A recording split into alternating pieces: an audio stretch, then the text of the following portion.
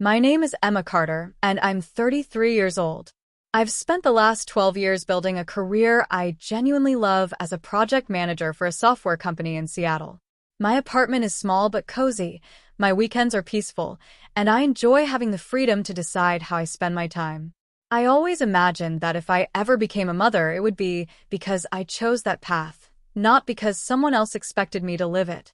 My older brother, Ryan, had a completely different life. He and his wife, Melissa, already had 4 energetic children under the age of 10. Family gatherings were loud, chaotic, and usually ended with toys scattered across every room. Our parents adored it. To them, Ryan could do no wrong.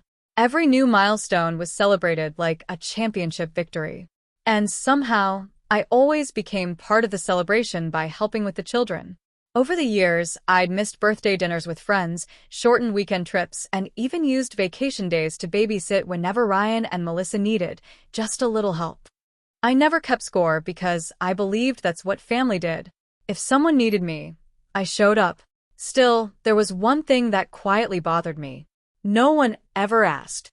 They simply assumed I would say yes. So when my parents invited everyone to Sunday dinner, saying Ryan had wonderful news to share, I happily brought dessert and expected nothing more than another family evening filled with laughter. Looking back now, I almost wish I'd invented an excuse to stay home. Because by the end of that dinner, everyone around the table would decide what they believed my future should look like. Without asking me a single question, Ryan waited until everyone had finished eating before he stood up and tapped his glass with a spoon. "I've got something to share," he said, grinning so hard his cheeks turned red. Melissa reached for his hand. "We're having baby number 5. The room exploded with excitement. My father jumped to his feet and wrapped Ryan in a hug. "That's my boy," he said proudly.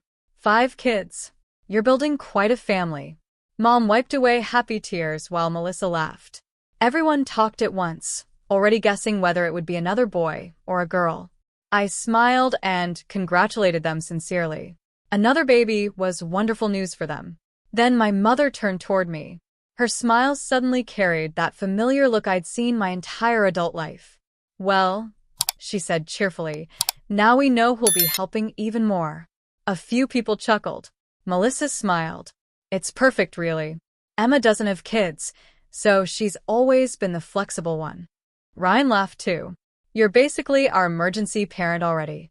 The table filled with laughter. I didn't. I set my glass down carefully. "Actually," I said calmly, "I won't be available." The laughter faded almost instantly. Mom blinked, as if she'd misheard me. "What do you mean?" "I mean exactly that. I'm happy for you both, but I'm not taking on childcare responsibilities." Dad frowned. "Emma, family helps family." "I have helped," I replied, "for years." Melissa folded her arms. "So now you're just done?" "I'm saying your children deserve parents who plan for them. I'm not a backup parenting plan." The room fell silent. Mom's expression hardened. "I can't believe you'd say something so selfish." I stood, picked up my purse, and looked around the table one last time. "I truly hope this baby brings your family happiness," I said quietly. "But it isn't my responsibility." Then I walked out. By the time I reached my car, my phone had already started vibrating. The real argument hadn't even begun by the time I got home. My phone showed 23 missed calls. 8 from Mom. 6 from Dad. 5 from Ryan. 4 from Melissa. Then the text messages started. "Mom, I don't recognize the daughter I raised." "Dad, you're tearing this family apart over something so small."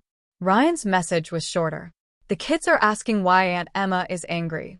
That one almost worked. Almost.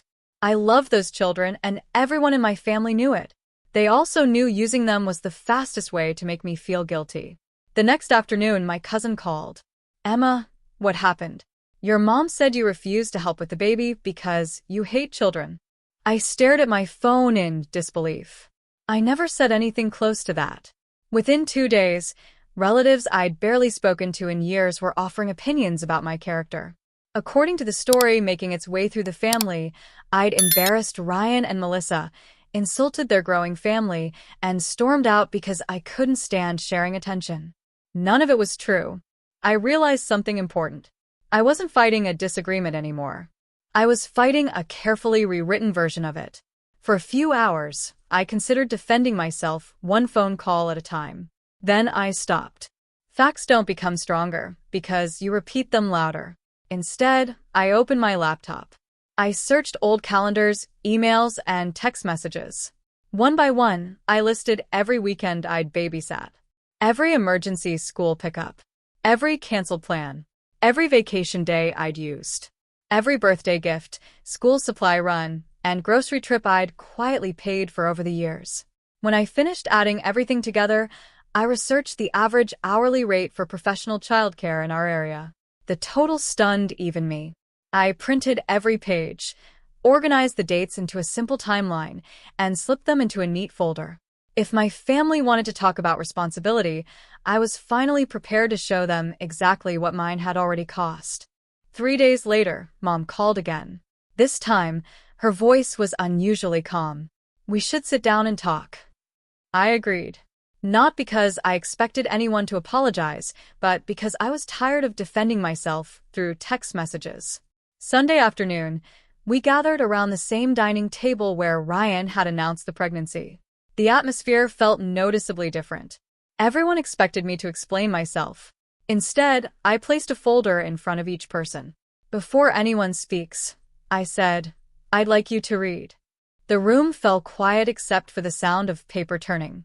Each page listed dates, hours, and expenses.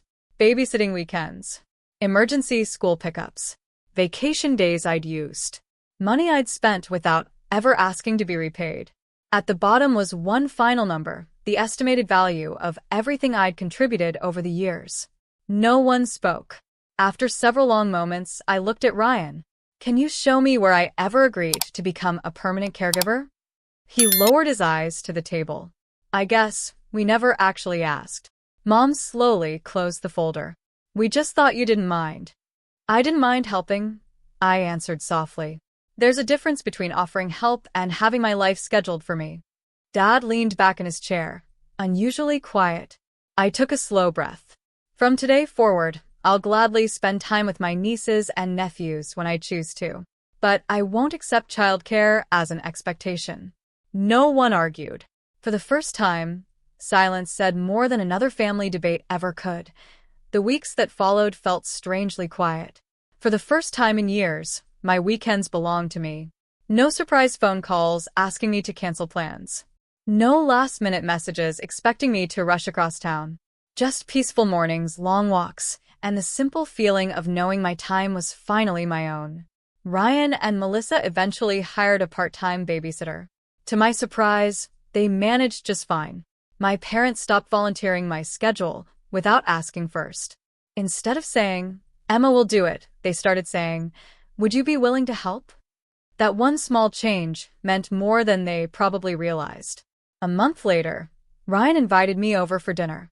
Not to babysit, not to solve a problem, just to spend time together. After dinner, one of my nieces asked if I would read her favorite story before bed. I smiled and said yes, because this time it was my choice. Driving home that night, I realized something important. Setting boundaries hadn't broken my family. It had simply forced everyone to recognize that kindness and obligation were never the same thing. I still loved my parents. I still loved my brother. And I adored every one of my nieces and nephews. But love doesn't mean surrendering your own life. Sometimes the healthiest thing you can give your family isn't another sacrifice.